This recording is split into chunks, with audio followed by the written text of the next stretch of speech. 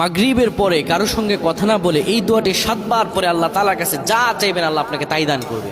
অভাবে আছেন, ঋণগ্রস্ত আছেন, মাথায় টেনশন, ঋণের বোঝা, বাড়িতে থাকতে পারতেছেন না, আল্লাহ সব আপনার পেরেশানি দূর করে দেবে ইনশাআল্লাহ, যদি আপনি আমলটি করতে পারেন।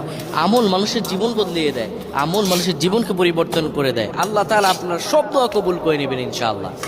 মাগরিব নামাজের পরে কিবলামুখী হয়ে থাকবেন, কারোর সঙ্গে কথা বলবেন না, কারোর সঙ্গে কথা না বলে কিবলামুখী হয়ে আপনি পড়বেন আল্লাহুম্মা আজিরনা মিনান নার, আল্লাহুম্মা আজিরনা মিনান নার, আল্লাহুম্মা আজিরনা মিনান নার।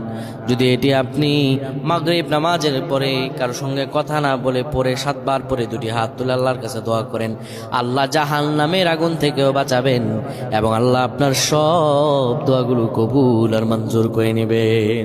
আল্লাহুম্মা আমিন।